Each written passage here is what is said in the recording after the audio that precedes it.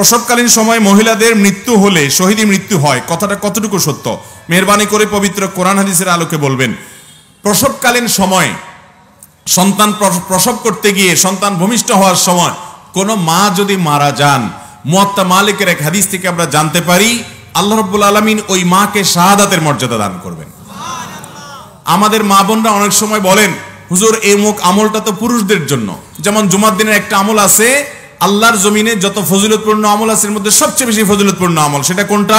জুমার দিন যদি কেউ আগে আগে ঘুম থেকে উঠে উত্তম রূপে গোসল করে এবং পায়ে হেঁটে মসজিদে যায়, কোনো বাহনে না চড়ে, এবং আগে আগে মসজিদে যায়, ইমামের কাছাকাছি গিয়ে বসে, খুতবা শ্রবণ করে, কোনো অনর্থক কথা না করে, তা অনর্থক কথা না বলে, তাহলে এই যে সে মসজিদে আসলো, যতগুলা কদম দিয়ে যতবার পা ফেলে আসলো, প্রতি কদমে প্রতিটা স্টেপে আল্লাহ রাব্বুল আলামিন তাকে একটি স্টেপের বিনিময়ে 1 বছর রাত জেগে নফল ইবাদত আর দিনে রোজা রাখার সওয়াব দান করবে। তাহলে 100টা কদম যদি কারোর দিতে হয় মসজিদ থেকে আসার সময়, তাহলে সে 100 বছরের নফল ইবাদত করা দিনে এবং রাতের সওয়াব পাবেন। এই হাদিসের আলোকে অনেক হাদিস বিশ্লেষকগণ বলেছেন আল্লাহর জমিনে ফজিলতপূর্ণ যত হাদিস আছে এর চেয়ে বেশি ফজিলত আর কোনোটাতে নাই। বিধায় অনেক মা বোনরা আছেন বলেন, হুজুর এটা তো আমাদের না, পুরুষদের জন্য। আমি বলি আপনারাও পেতে পারেন, পুরুষদেরকে উদ্বুদ্ধ করে বাসায় পাঠান, এই সওয়াব আল্লাহ আপনাকেও দিবেন, কারণ যিনি ভালো কাজের পথ দেখায় তাকে আল্লাহ তাআলা সওয়াব দান করেন।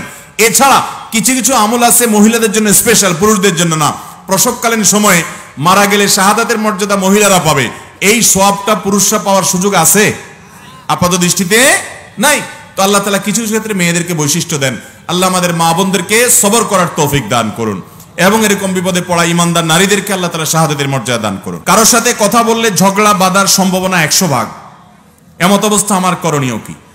যদি মনে হয় এখন কথা বললে ঝগড়া হবে, তাহলে কথা বলবেন না, কথা বলা আপনার জন্য ওই টাইমে জায়েজ নাই। কিন্তু তার সাথে চিরকাল কথা বলবেন না, কেন? কথা বললে ঝগড়া হবে, এটা গ্রহণযোগ্য কোনো অজুহাত না।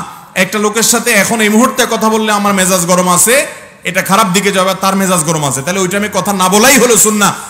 ওই সময় কথা বলবেন না, সবর করবেন। এবং 2 দিন 3 দিন আপনি কথা না বলে থাকলেন, এটুকুও গ্রহণযোগ্য। কিন্তু এরপরেও আপনি দীর্ঘকাল তার সাথে কথা বললেন না, তাকে তরক করলেন, এটা জায়েজ নাই। লা ইয়াহিল্লু লিমুসলিমিন আন ইয়াহজুরা আখাহু ফাওকা সালাতি লায়াল। কোন ব্যক্তি তার মুসলমান ভাইয়ের সাথে 3 দিনের বেশি কথা বলে থাকবে না, এটা জায়েজ নাই। বিধায় আপনি সাময়িক সময়ের জন্য এটা করতে পারেন। আমার এলাকার বহু ধনী লোক, একজন মারা গিয়েছে, এখন তাহার ছেলেরা প্রতিদিন আসর বাদ কবরের পাশে কোরআনের হাফেজকে দিয়ে কোরআন পড়ায়, এটা কি শরীয়ত মতো জায়েজ আছে?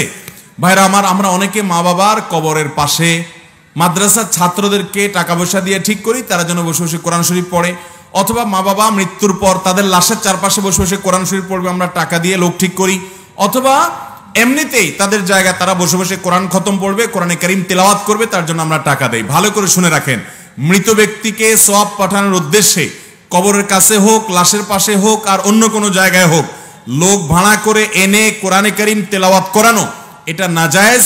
এর কারণে মৃত ব্যক্তির লাভ হয় না, বরং আপনার গুনাহ হয়, আর যে তেলাওয়াত করে টাকা নেয় সেই হুজুরও গুনাহগার হয়। কথা কি বুঝতে পারছি? ভাইরা আমার, এটা আমার ফতোয়া না, সারা দুনিয়ার সমস্ত উলামা একরামেরই ফতোয়া। মৃত ব্যক্তির জন্য কোরআন খতম করে কোরআন খতম করায়া টাকা নেওয়া দেওয়া জায়েজ নাই। এটা পারিশ্রমিক নেওয়ার মতো বিষয় না, সম্পূর্ণ গুনাহের কথা। এবং এ ব্যাপারে দারুল দেওবন্দ সহ বিশ্বের বড় বড় জায়গা থেকে স্পষ্ট ফতোয়া দেওয়া আছে। আমাদের দেশে হুজুররা অনেক সময় করে, মাদ্রাসার ছাত্ররা অনেক সময় করে, আরে ভাই মৃত ব্যক্তির জন্য এমনি দোয়া করবে, আপনি এমনি দান সাদাকা করেন, কিন্তু লোক ভাড়া করে নেই ভাই, বিশেষ করে কবরস্থানে বসে বসে তেলাওয়াত করতে হবে, এই নির্দেশ কোরআন সুন্নাহয় কোথাও দেওয়া হয় নাই। কবরস্থানে যাবেন শুধু জিয়ারত করার জন্য, কিসের জন্য যাবেন?